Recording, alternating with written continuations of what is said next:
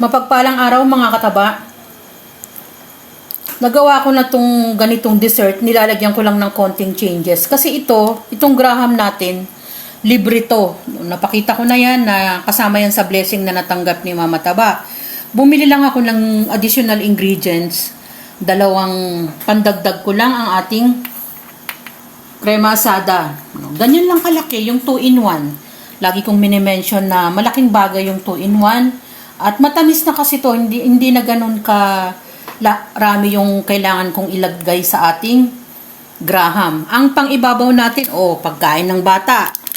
Bar nuts naman to mga kataba. Isang plastic ng bar nuts kasi may price sa ilalim. Pero bar nuts yan, kaya itinaob ko. Tapos dito naman, meron akong tinunaw. Galing din yan dito, nilagyan ko lang ng konting crema asada. Yan. Lagyan ko ng konting tubig para mas madaling matunaw yung ating Graham. Tapos dito naman, diretso na to. Chinild ko to overnight. Hindi ko na siya inilagay hindi na ako gumamit ng ating mixer. Ayan.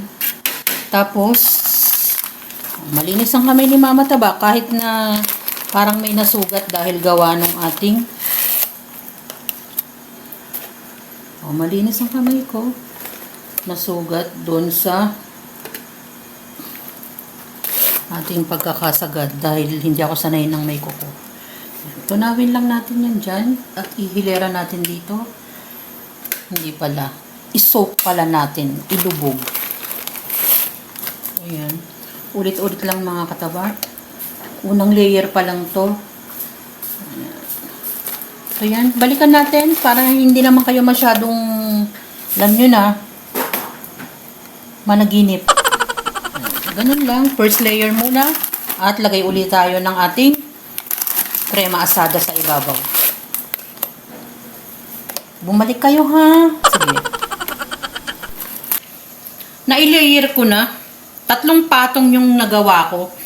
Kada patong, maglagay lang tayo ng ating crema asada. So, sabi ko nga per layer. Tapos, depende naman sa ginagamit nating lalagyan. Lagyan nyo lang yung mga may siwang. So, tapos, eto naman yung ating bar nuts. Meron kasi itong mix ng mani mga kataba. Ito yan ganyan, di ba? Parang pagkain ng bata. Yan ang 20 pieces yung ganun kalaki na plastic mga kataba. Maliit yun, meron kasing susunod pa doon.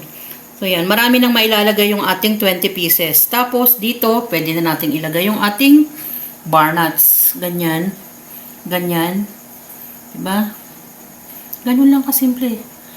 Ang ating paglalagay ng ating pang-toppings. Diba? Magugustuhan na yan ng ating pamilya. Kung meron pa nga, sa bagay meron akong apo mga kataba. Pero, hindi pa siya pwede sa ganito. Dahil baby pa siya. Ayan. Hindi naman to masyadong matamis dahil yung ating crema asada. Ayan, di ba? Ilalahat ko yung bar nuts. Ayusin lang natin. Kasama sa na-receive nating blessing yung ating Graham. Ginawa ko naman siyang dessert.